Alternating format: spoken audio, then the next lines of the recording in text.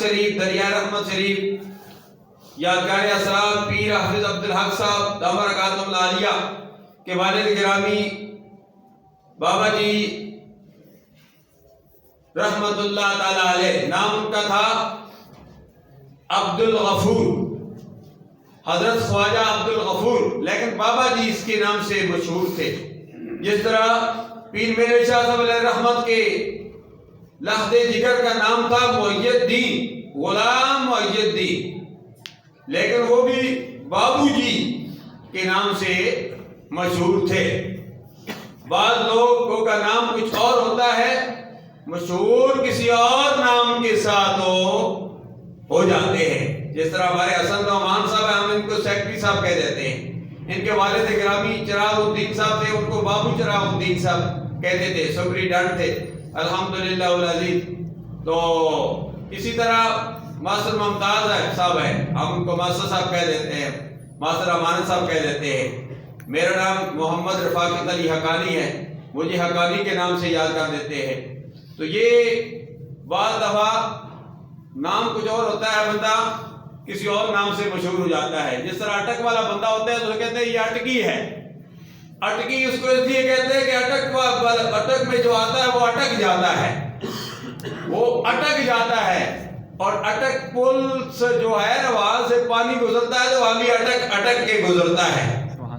دو پانی ہیں، دو پانی ملتے ہیں تو وہ بھی وہاں اٹک جاتے ہیں، رک جاتے ہیں۔ میں گزشتہ دنوں وہاں سے میں واپس آ رہا تھا، میں نے قرآن مجید کی یہاں مقصہ پڑھی، میں نے جب وہ منظر دیکھا تو مجھے قرآن یاد آ گیا، مرج البحرین یلتقیان بینہما برزخ لا یبغیان فبأی آلاء ربکما تکذبان۔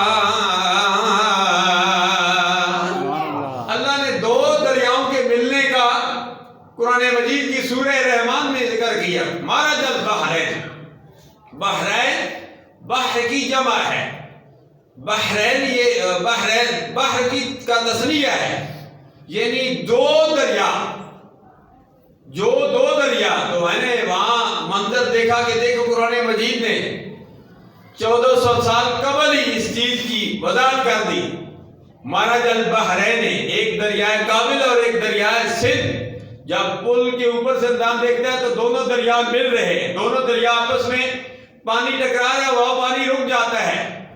تو اٹک کو اٹک اس لیے کہتے ہیں کہ جو اٹک میں آتا ہے، ہم تو اٹک میں ویسے ہی اٹکے ہوئے، جو باہر سے بھی آتا ہے وہ بھی آ کر اٹک میں اٹک جاتا ہے۔ باہر سے بھی لوگ آئے وہ بھی اٹک میں اٹک گئے۔ ہم سارے اٹک کے تو نہیں ہیں نا، کوئی کس علاقے کا، کوئی کس علاقے کا، کوئی سندھ سے آیا، کوئی KPK سے آیا، کوئی بلوچستان سے آیا۔ اس اٹک میں پورے پاکستان کے جو صوبہ بلوچستان ہے، سندھ ہے، KPK ہے جس کو پہلے سرحد کہتے تھے، تو یہ سارے اٹک میں اٹکے ہوئے ہیں۔ ہمارے ہاں ہمارے جامعہ میں ایک بچہ پڑھتا ہے، اس کو ہم سندھی کہتے ہیں۔ سندھی اس لیے کہتے ہیں کہ اس کا ذکر ہے، اس کا تعلق سندھ کے ساتھ ہے، اس لیے ہم اس کو سندھی کہہ دیتے ہیں۔ دیکھو یہ بھی جامعہ امانیہ ذہن العلوم میں سندھی بچہ بھی پڑھ رہا ہے، ہم اس کو سندھی کہتے ہیں۔ سندھی بیٹے ادھر آؤ، تو ہم اس کو سندھی کے نام سے یاد کرتے ہیں، کسی کو بلوچی کے نام سے، کسی کو پنجابی کے نام سے۔ حالانکہ سندھی، بلوچی، پنجابی یہ ہماری پہچان نہیں ہے۔ ہماری پہچان کیا ہے؟ قرآن سے پوچھتے ہیں۔ اللہ فرماتا ہے ہوا سماکم المسلمین، تمہاری پہچان مسلمان ہے، ہم نے تمہارا نام مسلمان رکھا۔